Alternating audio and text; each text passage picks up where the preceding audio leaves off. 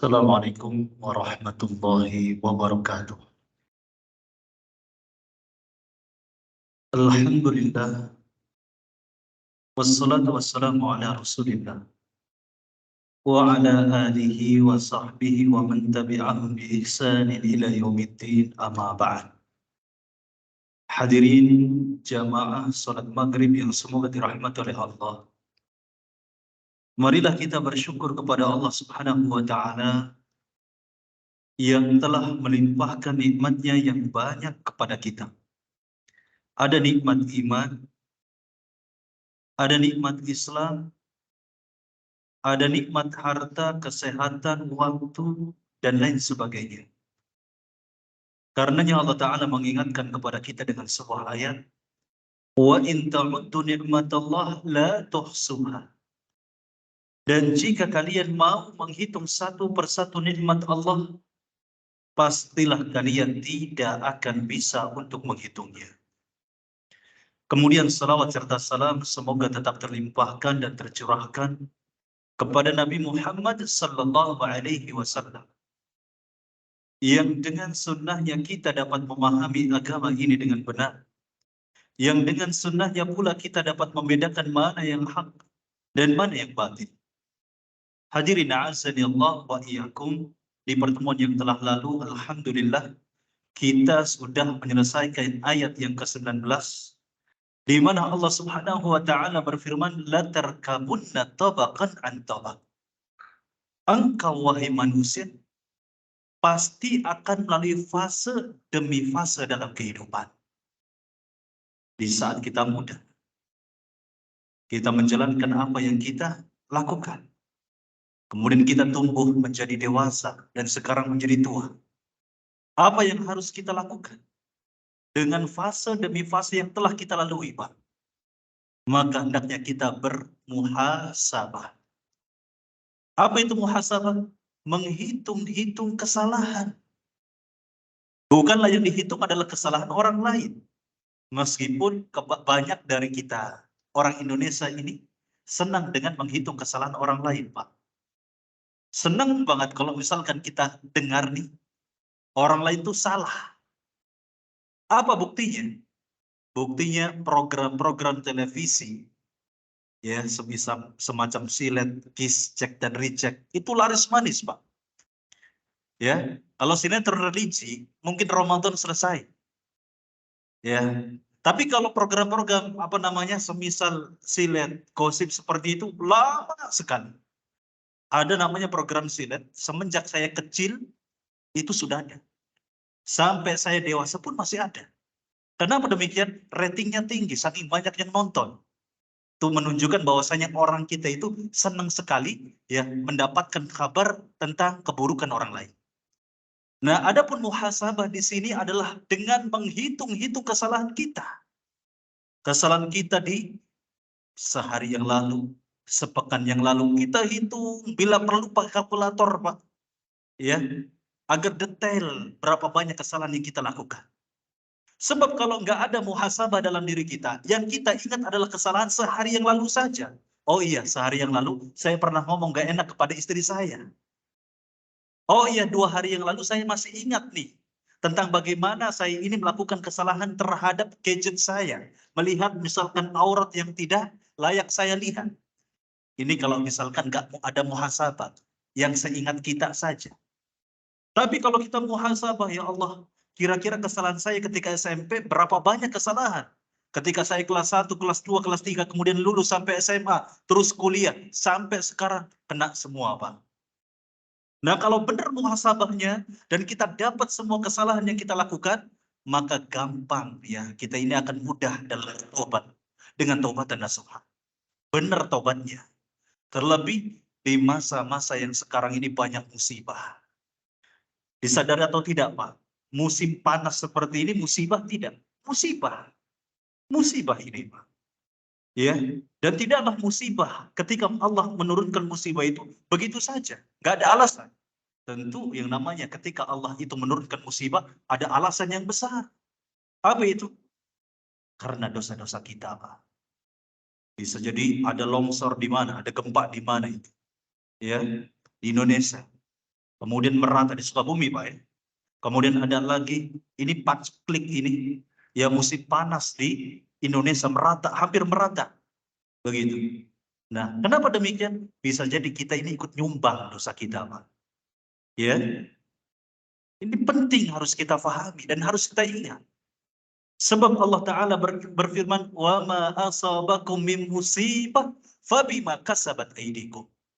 Dan apa saja musibah yang menimpa kalian, itu disebabkan oleh dosa-dosa kalian. Sehingga dahulu, Pak, dan kisah ini dinukilkan dalam kitab Tafsir Al-Qurtubi, di mana atau semakna dengan apa yang dikisahkan oleh beliau. Pernah ada 4 orang yang mendatangi Imam Hasan Al-Basri rahimahullah. Dalam keadaan mereka ini ditimpa musibah dengan musibah yang berbeda-beda. Untuk mengadu meminta solusi kepada Imam Hasan Al-Basri. Lihat, Pak, ini keempat orang ini benar nih. Ketika mereka ditimpa musibah, datang ke ulama, ke orang alim. Ada nggak solusi? Kalau di zaman sekarang berbeda. Ya ketika ada musibah, nanti dulu. Ya, nanti dulu. Mau share apa namanya? Share dulu di Facebook. Ya, ngeluh dulu, ngeluh. Begitu ya. Ya di WA begitu ya. Terus kemudian datangnya bukan ke ulama. Tapi datangnya ke mana? Ke dukun. Ya, ke penghuni kubur. Kemudian kemana? Ke penghuni pohon tua. Seperti itu. Akhirnya jatuh kepada kesyirikan. Berbeda di zaman dulu. Ya, orang-orang salafus saleh itu mencontohkan dengan contoh yang baik. Ketika mereka ditimpa musibah, datangnya kepada ulama untuk meminta solusi. Apa kiranya solusi terbaik untuk mereka lakukan? Orang pertama datang kepada Imam Hasan Al-Basri mengadukan bahwasanya ya dia sedang ditimpa musibah paceklik. Persis kayak kita, Pak. Ya, sebagian di wilayah Indonesia itu sampai nggak keluar air, Pak. Ya di pondok saya di sana di Beber itu airnya ngicir begitu ya. Ya sampai-sampai saya berpikir sudah pulangin saja santrinya. Kalau misalkan nggak keluar air sama sekali. Begitu. Ini luar biasa.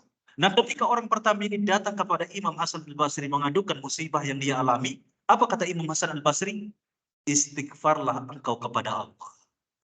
Ya kalau kita menjalani kehidupan dengan logika ini nggak masuk akal ini. Apa-apaan ini? Imam Hasan Al-Basri saya datangi kepada beliau yang mengadukan bahwasanya saya ini ditimpa musibah paceklik kok malah disuruh istighfar. Nyambung nggak, Pak? Ya, kalau kita nggak beriman kepada Allah, nggak beriman dengan Al-Quran, nggak nyambung. Harusnya apa Imam Hasan Al-Basri ngasih solusinya? Bikin sumur. Begitu ya. Logis ini, Pak. Tapi enggak. Imam Hasan Al-Basri, orang yang memiliki ilmu yang dalam, beliau memberikan solusi kepada orang tersebut untuk beristighfar kepada Allah. Kemudian orang yang kedua datang kepada beliau. Mengeluhkan bahwasanya saya ini miskin. Miskin bisa dianggap musibah. Ya, ujian. Nah, orang kedua ini ketika mengadukan bahwasanya dia ini ditimpa kemiskinan. Apa solusi yang diberikan Imam Hasan Al-Basri? Sama dengan orang pertama. Beristighfarlah engkau kepada Allah. Ya, nggak disuruh coba usaha apa, gorengan atau cilok atau apa itu yang halal saja sudah. Oh ini di pasar nih yang belum ada nih tukang apa ini, tukang pakan ikan misalkan seperti itu ya. Nah, nggak diberikan solusi seperti itu. Apa kata Imam Hasan Al-Basri? Istighfarlah engkau kepada Allah. Nggak masuk akal. Kemudian orang yang ketiga itu datang kepada Imam Hasan Al-Basri mengadukan bahwasanya dia ini belum diberikan keturunan. Ini ujian. Ya. Dan ini bisa dikatakan musibah. Ya. Dan kemudian ketika diadukan seperti ini, apa Imam Hasan Al-Basri? Ya, maka solusinya sama dengan orang pertama dan orang kedua. Istighfarlah engkau kepada Allah. Ya, nggak disuruh makan ini dan itu. Istighfar. Dan kemudian orang yang keempat datang mengadukan bahwasanya kebunnya itu sedang kekeringan, ya, maka diberikan solusi yang sama. Apa itu? Istighfarlah engkau kepada Allah. Hadirin azanallah wa iyyakum. Maka Rabi, sahabatnya Rabi bin Subay, sahabatnya Imam Hasan Al-Basri ini bingung. Ya ketika 4 orang datang itu kepada Imam Hasan Al-Basri mengadukan dengan musibah yang berbeda-beda, kok memberikan solusi yang sama? Maka ditanyakan demikian kepada Imam Hasan Al-Basri, maka sang imam menjawab, bahwasanya aku ini memberikan solusi seperti itu tidaklah dari diriku sendiri, tetapi dari Allah Ta'ala. Di mana Allah Ta'ala berfirman, فَقُلْتُ اسْتَغْفِرُوا رَبَّكُمْ إِنَّهُ كَانَ غَفَّارًا. Maka aku katakan, kata Allah, istaghfiru, minta ampunlah kalian kepada Rabb kalian, karena Allah Subhanahu wa Ta'ala Maha Pengampun. Nah, ketika kita meminta ampun kepada Allah dan kita mendapatkan ampunan dari Allah, apa kata Allah di ayat berikutnya? Yursilis samaa'a 'alaikum midrara. Maka Allah akan turunkan air hujan dengan lebat. Wa yumditkum bi amwalin wa banina wa yaj'al lakum jannatin wa yaj'al lakum anhara. Dan Allah akan memakmurkan, memperbanyak kalian anak-anak dan apa? Harta, dan Allah akan mengadakan apa? Sungai-sungai dan kebun-kebun. Ini Allah yang bilang, Pak. Ya, bahwa ketika kita minta ampun kepada Allah, Allah akan memberikan solusi kepada kita. Di saat kemarau panjang, Allah akan memberikan hujan.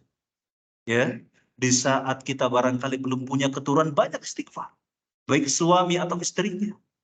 Ya, begitu. Baik ketika kita diuji dengan kemiskinan, kita pun banyak istighfar. Begitu. Karena bisa jadi ada kaitan dengan dosa-dosa yang kita miliki. Begitu. Ya, tidak menutup kemungkinan ketika kita diuji dengan apapun itu selain apa yang disebutkan dalam kisah tersebut pun sama. Solusinya adalah istighfar kepada Allah Ta'ala. Begitu Pak ya. Karena memang kata Ali radhiyallahu anhu, ya, beliau berkata, "Manusila bala'un illa bitambin, wa ma rufi'a bala'un illa bitaubatin." Dan tidaklah musibah itu diturunkan oleh Allah karena apa? Karena dosa. Dan tidaklah musibah itu diangkat lagi oleh Allah karena apa? Karena taubat. Hadirin azanillah wa iyyakum. Karena itu ya saya pribadi ya mengajak ya, kita semua untuk terus tingkatkan muhasabah, cari kesalahan kita dan kita bertobat kepada Allah Subhanahu wa taala.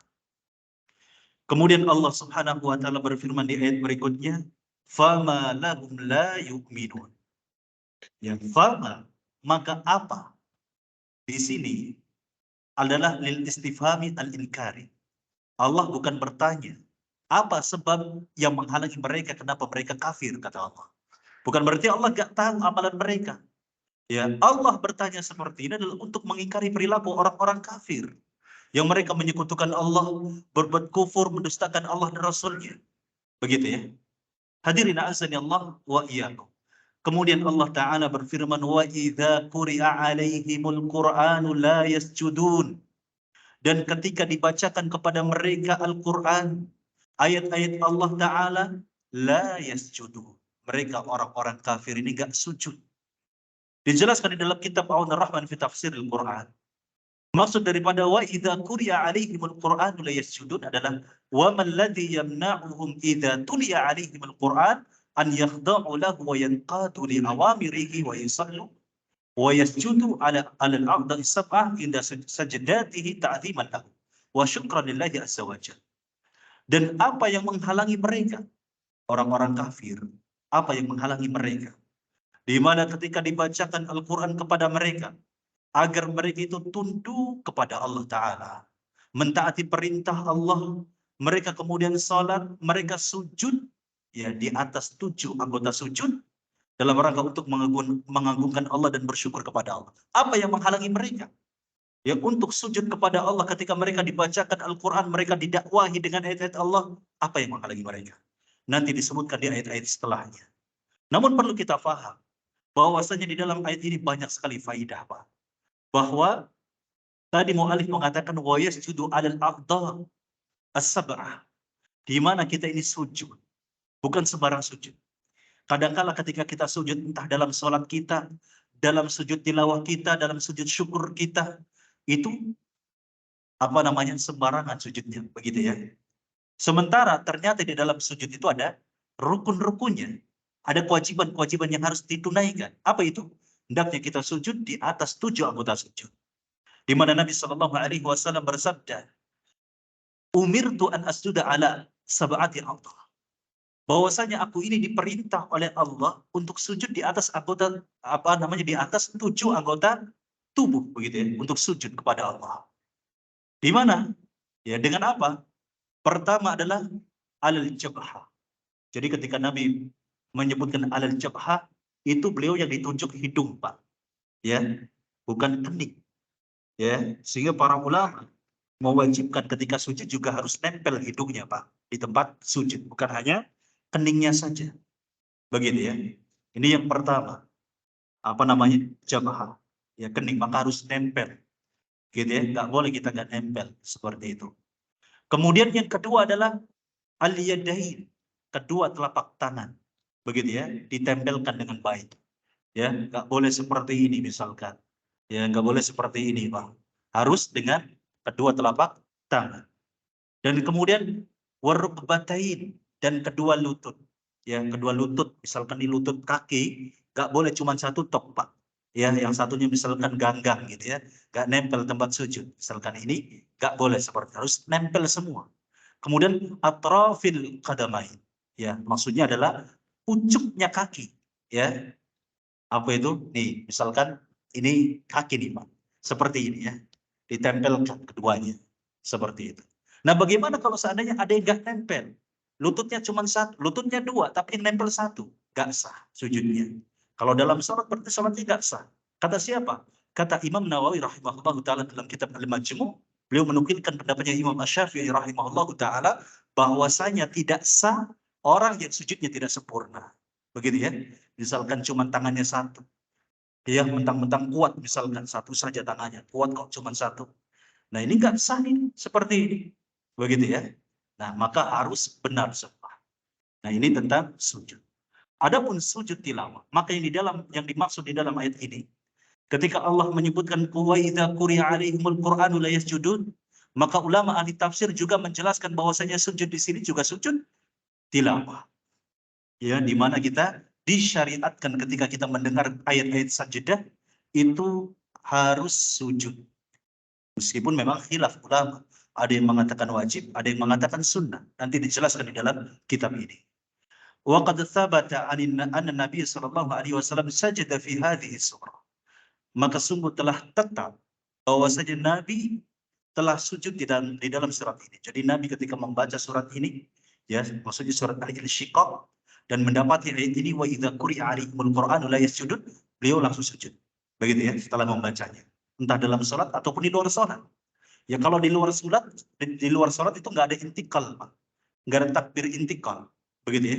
Tapi kalau dalam salat ada takbir intikal. Allah, misalkan kita ini selesai baca surat Fatihah, baca surat Al-Insyiqaq, sampai kepada ayat ini wa idza quri'a 'alaihimul qur'anu la yasjudun, maka kita sujud ketika hendak sujud, ya, maksudnya sujud tilawah, kita takbir dulu, Allahu akbar.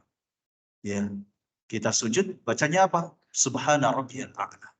Subhana rabbiyal a'la. Ini dijelaskan dalam hadis Bukhari dan Muslim. Begitu. Kemudian ketika kita hendak kembali berdiri, maka takbir lagi intiqal. Takbir perpindahan. Allahu akbar. Seperti itu. Nah, hadirin a'azzani Allah wa iyyakum. Diriwayatkan oleh Abu Hurairah radhiyallahu anhu bahwasanya beliau berkata,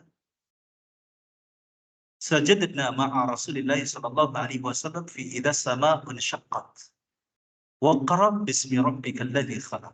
Ya, jadi ya, kami ini pernah sujud, kata beliau, kata Abu Hurairah, bersama Nabi sallallahu alaihi wasallam ketika membaca surat Al-Insyiqaq, ya, pada ayat sejadahnya, dan surat Iqra, begitu ya, Al-Alaq ya. Kemudian ada dalil lain yang diriwayatkan oleh Abi Rafi radhiyallahu anhu. Beliau berkata, "Salaitu ma'a Abi Hurairah al-'atama." Bahwasanya aku ini pernah sholat. Abu Rafi, seorang sahabat, pernah sholat bersama Abu Hurairah. Abu Hurairah menjadi imam, beliau jadi makmum.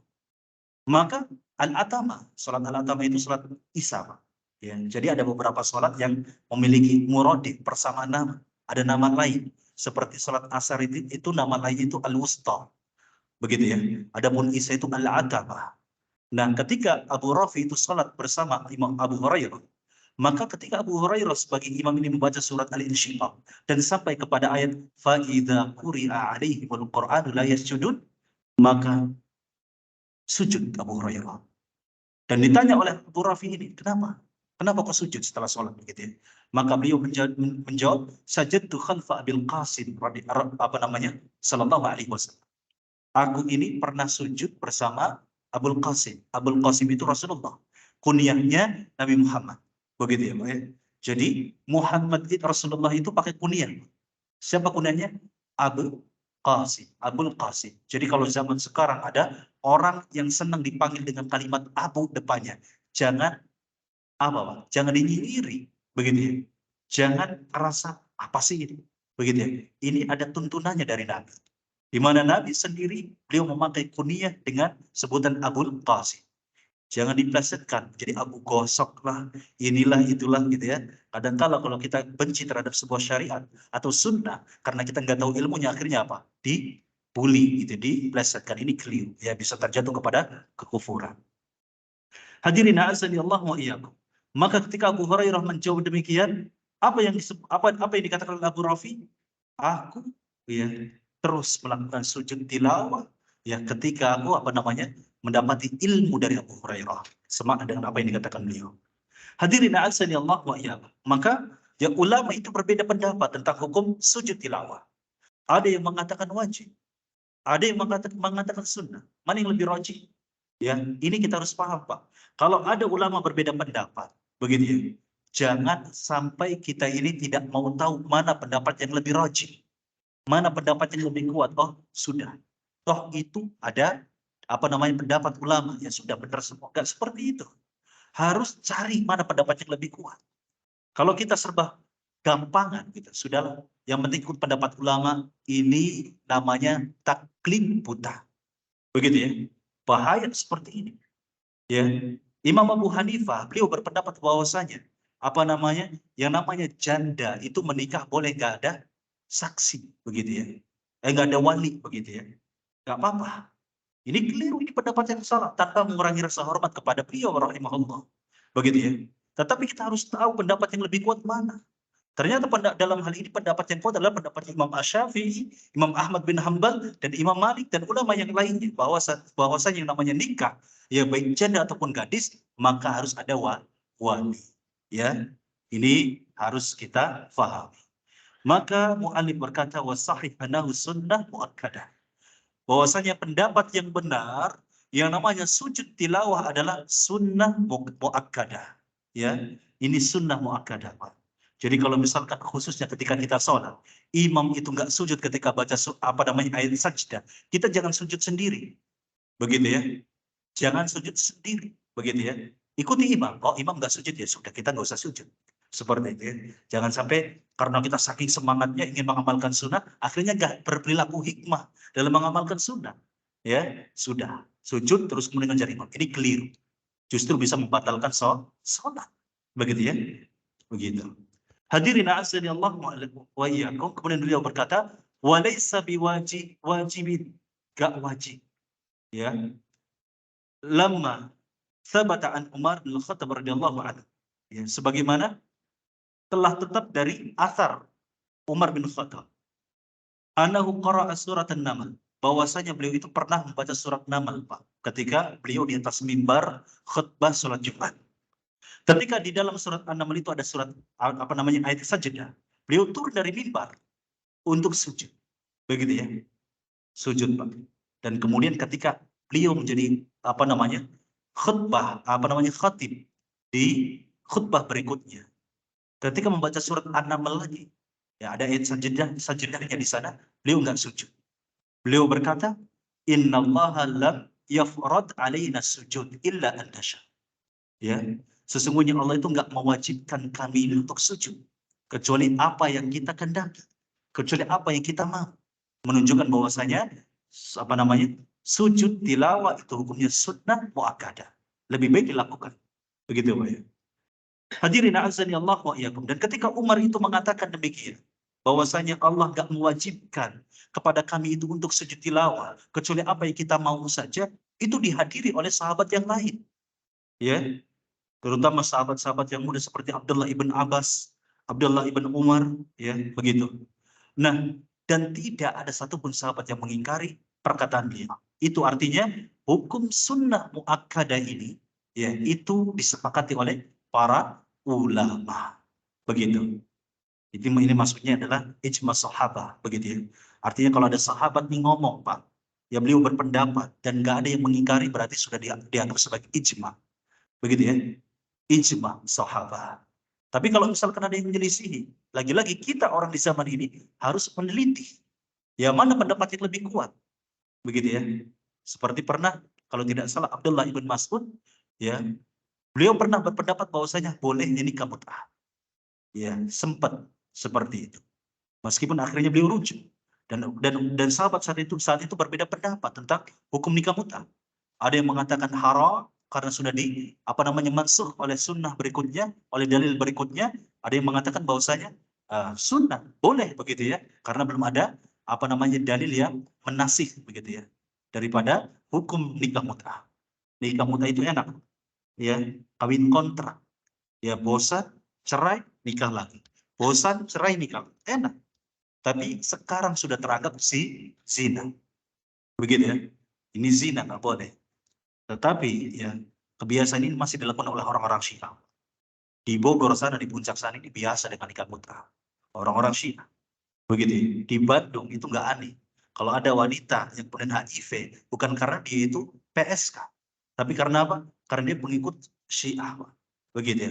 Di Iran sana, Pak, sudah biasa yang namanya HIV itu, Pak. Ya, kalau kita lihat, ya, negara terbesar pengidap HIV, ya, di antaranya adalah Iran. Padahal dia itu ngakunya negara Islam. Mungkin orang mengenalnya itu negara Islam. Ya, padahal bukan. Kita katakan negara kafir. Kenapa? Karena mayoritasnya itu Syiah. Hukumnya pun hukum-hukum Syiah. Kita katakan bahwasanya Syiah itu bukan Islam. Bahkan ajarannya saja menyeleweng, yang menyimpang dari sisi akidah dan syariat. Hadirin azani Allah wa iyyakum. Oleh karenanya ya ikhwan, ya hendaknya kita ini berpegang teguh kepada sunnah Nabi. Ya, terlebih di masa-masa sekarang ini, ya, yang penyimpangan itu di mana merajalela, terutama di YouTube. Kalau kita lihat di YouTube, Pak, ya, gampang sekali kita melihat apa mendapati penyimpangan. Ya, entah penyimpangan dari sisi akhlak, entah penyimpangan dari sisi agama, itu mudah sekali ditemui, diakses. Kalau orang nggak punya iman dan ilmu yang kuat, sudah, ya, akan mudah untuk mengikuti arus yang nggak benar. Hadirin azani Allah wa iyyakum. Nah, ketika Allah Ta'ala berfirman, ma lahum la yu'minun, fama lahum la yu'minun. Apa yang membuat mereka itu tidak beriman? Maka disebutkan di ayat berikutnya, balil ladzina kafaru yukadzibun. Tentu mereka adalah orang-orang yang kafir dan mendustakan Allah dan Rasul-Nya. Balil ladzina kafaru yukadzibuna bil haqq. Ya, tentu mereka ini adalah orang-orang kafir yang mendustakan kebenaran. Wala yusaddiquna bi, dan mereka tidak membenarkan kebenaran. Juhudan wa inadan.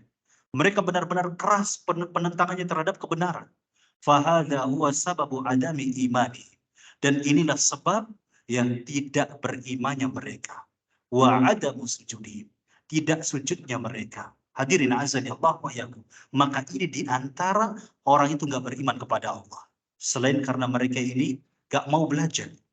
Ya, betapa banyak orang-orang yang menyimpang, jatuh kepada kekufuran dan kesyirikan karena mereka nggak mau belajar. Begitu ya. Orang-orang Nasrani, Pak, mereka akhirnya menyekutukan Allah dengan Isa. Kenapa? Karena mereka bodoh. Nah, berbeda dengan orang Yahudi. Orang Yahudi nggak bodoh seperti orang Nasrani. Ya, dia ini pinter. Bahkan di dalam Al-Quran disebut sebagai orang yang diberikan keutamaan yang banyak oleh Allah. Ya, di antaranya adalah kecerdasan. Tetapi mereka ini sombong. Seperti halnya iblis. Tahu bahwasanya Muhammad adalah Rasulullah. Tapi mereka nggak mau ikut. Begitu ya. Nah, kita ini jangan sampai ikut Yahudi dan Nasrani, Pak. Kita punya ilmunya diamalkan. Jangan sampai punya ilmu tapi cuman sebatas ditabung saja, sudah kayak duit. Tapi nggak mau digunakan. Begitu ya, Pak ya. Ya, na'udzubillahi min dzalik. Kemudian Allah Subhanahu wa taala berfirman, wallahu a'lam bima yu'minun. Dan Allah itu lebih tahu apa yang kalian sembunyikan. Ya. Jadi Allah itu Maha tahu, Pak. Bukan hanya apa yang tersembunyi dalam diri kita. Ya, Allah yang apa yang nampak dari diri kita, Allah tahu, dan apa yang nggak nampak dari kita pun tahu, Allah pun tahu. Begitu ya. Jadi segala apa yang kita perbuat, baik dengan hati kita, baik dengan lisan kita, ya, baik dengan igauan kita, Allah Maha tahu dan akan dicatat oleh Allah Ta'ala. Nah, ini hati-hati. Ya, hati-hati buat kita yang beriman kepada hari kiamat, maka hendaknya kita benar-benar mengimani bahwasanya Allah itu Maha tahu. Yang segala apa yang kita perbuat ini akan dipertanggungjawabkan, akan dicatat. Itulah pentingnya untuk bermuhasabah. Begitu ya, menghitung-hitung kesalahan. Bahkan bukan hanya menghitung-hitung kesalahan kita, Pak. Ya, termasuk ya kalau kita misalkan kebaikan, ada kebaikan kita yang kita lakukan terus kurang dalam kewajiban kita, kita kurang, misalkan sholat kita belum khusyuk, ya, sedekah kita masih pelit, maka dimuhasabahi. Begitu ya. Terus ya Allah, kurangnya apa nih kita dalam beribadah? Ya, kajian ternyata baru sepekan ini sekali. Begitu ya. Sepekan sekali pun kadang-kadang ya Allah. Begitu ya. Ya kadang-kadang pun kadang-kadang ngantuk juga ya Allah. Begitu ya. Terus dimuhasabahi. Begitu ya. Nah, kadang-kadang pun kadang-kadang telat. Pokoknya nggak dapat apa-apa akhirnya. Begitu ya. Sudah sepekan sekali ya ngantuk begitu ya. Terus kemudian apa namanya? Terlambat juga misalkan seperti itu. Artinya dimuhasabah. Belum lagi dengan sedekah kita, ya Allah, sebulan ini belum sedekah ya Allah. Tapi jalan-jalannya kencang, terus dimuhasabah. Ya kalau kita benar-benar jujur ingin selamat di akhirat, maka perbanyak muhasabah. Baik muhasabah dosa-dosa kita untuk bertobat kepada Allah, ataupun muhasabah pahala-pahala kita yang sedikit untuk meningkatkan ketaatan kita. Hadirin azani Allah wa iyyakum. Kemudian Allah Subhanahu wa taala berfirman, "Fabashshirhum," maka berikanlah kabar gembira kepada mereka. Ternyata apa? Orang-orang kafir itu dalam ayat ini diperintah ya Nabi ini untuk memberikan kabar gembira. Ya, ini luar biasa. Ya, orang-orang kafir masih diberikan kabar gembira oleh Allah. Dengan apa? Bi'adzabin ali. Ya, fabashshirhum bi'adzabin ali. Dengan azab yang sangat pedih. Kenapa Allah menggunakan kalimat fabashir? Ya, berikan kabar gembira. Ini adalah bentuk istihza. Pengolok-olokan Allah kepada siapa? Orang-orang kafir. Ya, yang mana mereka selalu gembira hidupnya tanpa tanpa mengingat bahwasanya mereka akan diazab, ya, akan dipertanggungjawabkan di akhirat. Ya, semua manusia akan diazab. Semua manusia akan dihinakan di akhirat nanti. Illal ladzina amanu, kecuali orang-orang yang beriman wa amilus solihat, dan beramal soleh. Lagi-lagi Pak, mari kita bermuhasabah. Sudahkah kita beriman dengan baik? Dan sudahkah kita benar-benar beramal soleh atau belum? Ya, iman di sini bukan hanya sebatas percaya. Ya, dalam sisi bahasa, iman ini adalah tasdik. Apa tasdik? Ya, tasdik itu membenarkan. Ya, sebagaimana pernah disebutkan oleh anak-anaknya Yakub, Nabiullah Yakub alaihissalam, ya ketika mereka membuat makar setelah nyemplungin Yusuf ke sumur, ya mereka membuat makar. Apa makarnya? Ya, seolah-olah Yusuf ini dimakan serigala, ya dimakan serigala.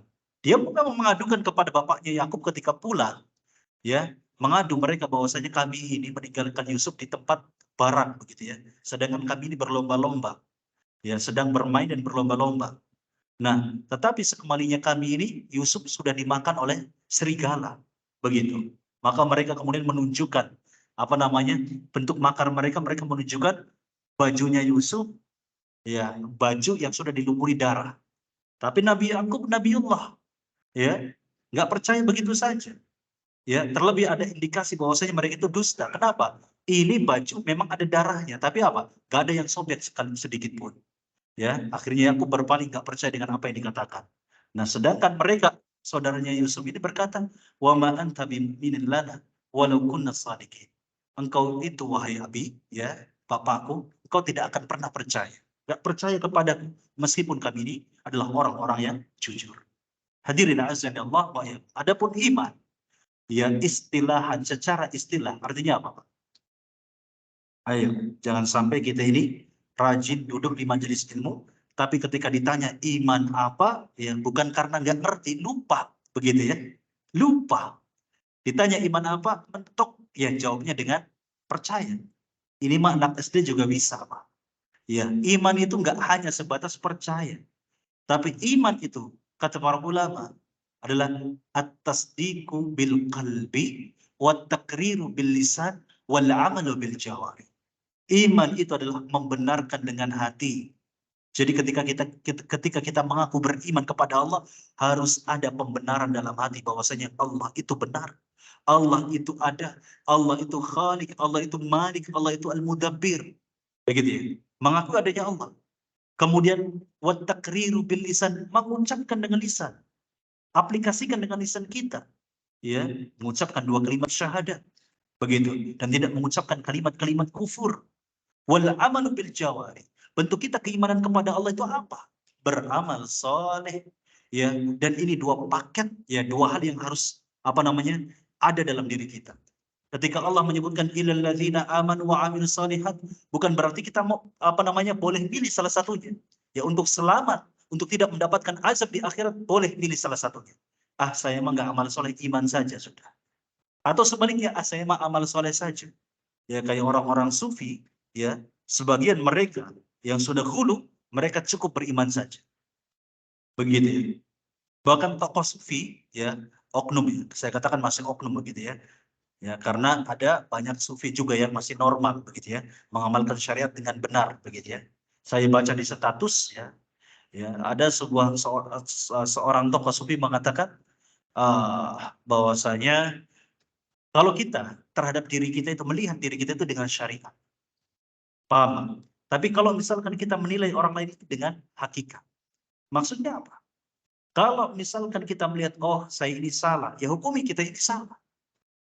Kita nggak sholat, kita hukumi bahwasanya kita ini salah. Ini kalau menghukumi kita. Ya, tapi masalahnya ketika kita menghukumi orang lain dengan hakikat adalah ketika orang nggak sholat, oh berarti ini wali nih, gitu ya. Nah seperti itu. Oh ini orang nih, bolak-balik di klub malam, misalkan begitu. Oh ini wali. Ini nggak zakat, nggak puasa, ini wali. Ini disuruh sama oknum tokoh sufi ini seperti ini. Ini keliru. Kita ini menilai hanya sebatas zahirnya saja. Kalau ada orang yang sudah balik, berakal, begitu ya. Nah, dia itu sudah mukallaf, dibebankan syariat, harus menunaikan yang wajib, sementara dia nggak sholat sudah. Ya, begitu. Dia berarti berdosa, jangan anggap wali. Kita nasihati dia. Begitu. Kalau misalkan kita nilai orang lain dengan apa? Dengan hakikat, ya. Oh, berarti ini wali. Gak ada yang namanya amar ma'ruf nahi munkar. Kita anggap seluruh manusia yang di jalanan yang bermaksiat itu wali semua. Untuk apa kita nasihati wali? Ya, ini keliru. Ini syubhat yang fatal. Begitu ya. Ya. Hadirin Allah wa iyyakum. Maka itu makna iman. Lantas apa yang diimani? Ya. Maka ya jangan sampai kita bingung. Kadang-kala kita ketika ngaji tauhid, ini Pak, iman itu ada 2 makna. Begitu ya. Ada yang mengatakan bahwasanya iman itu adalah sebagaimana ketika Nabi bertanya di dalam hadis Jibril, Jibril bertanya kepada Nabi, akhbirni anil iman. Kabarkan kepadaku apa itu iman. Apa jawab Nabi? Ya, Nabi menjawab dengan sebuah istilah yang kita pahami dengan rukun iman. Tapi di sisi lain, ya kalau kita mempelajari kitab-kitab tauhid, di sana ulama banyak menjelaskan bahwasanya iman sebagaimana yang tadi saya sebutkan, at-tasdiqu bil qalbi wal amalu wal taqriru bil lisan wal amalu bil jawari. Ya, mana yang benar? Semuanya benar, Pak. Ya, kita ini ya harus pandai menggabungkan.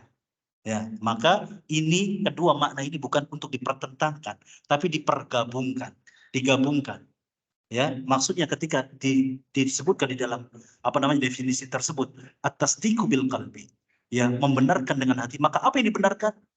Allah, malaikat-malaikat Allah, kitab-kitab Allah, hari akhir, ya, nabi-nabi Allah, dan takdir yang baik dan yang buruk. Ya, begitu. Apa yang diucapkan? Yang diucapkan adalah la ilaha illallah. Membenarkan malaikat, membenarkan nabi, para nabi, membenarkan kitab-kitab Allah dan seterusnya daripada usul dan iman. Dan apa yang diamalkan? Konsekuensi daripada keimanan kita kepada Allah untuk mentaati Allah. Konsekuensi daripada keimanan kita terhadap kitab-kitab Allah, mengamalkan apa yang telah Allah perintahkan dan meninggalkan apa yang Allah larang. Ya, wal amalu bil jawari, seperti itu. Kemudian wa amilus salihat, dan beramal saleh. Ketika Allah menyebutkan beriman kepada Allah, ini syarat yang paling utama yang harus kita tempuh. Wa amilus salihat, dan beramal saleh. Nah, apa sih amal saleh itu? Ya. Amal saleh ya seperti salat.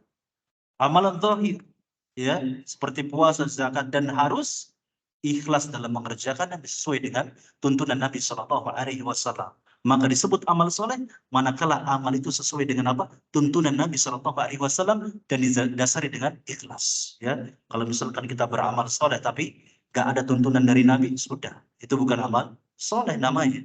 Begitu. Hadirin azza Allah wa iya.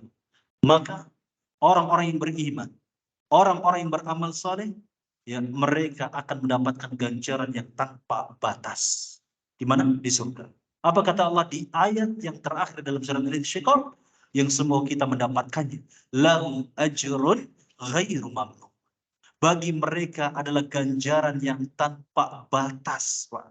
Kita kalau masuk surga, Pak, nggak ada ujungnya, nggak ada batasnya, Pak. Terus mendapatkan nikmat-nikmat terus, nggak ada kurangnya. Ya maksudnya nggak akan pernah berkurang. Yang ada nikmat itu akan semakin bertambah. Kalaulah penghuni neraka, mereka akan mendapatkan azab di dalam neraka yang kian hari kian bertambah, maka di surga sebaliknya. Penghuni surga, ketika masuk ke dalam surga, mereka akan mendapatkan surga, apa nikmat-nikmat yang di dalam surga semakin bertambah tiap waktunya. Luar biasa. Ya, siapa yang nggak mau, Pak, ya untuk mendapatkan nikmat di dalam surga? Maka kuncinya adalah beriman dan beramal soleh.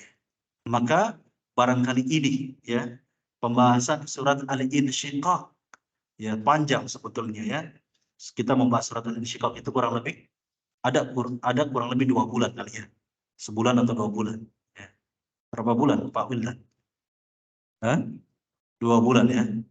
Ya, alon-alon asal pelakon ya. Yang penting ya apa yang kita dapati kita amalkan Pak. Ya, jangan sampai kita ini kita dapati tapi kita nggak mau ngamali. Ya. Berarti ilmu kita nggak bermanfaat. Semoga kita diberikan ilmu yang bermanfaat. Subhanakallahumma wa bihamdik asyhadu an la ilaha illa anta astaghfiruka wa atubu ilaik. Sallallahu ala nabiyyina Muhammad. Assalamualaikum warahmatullahi wabarakatuh.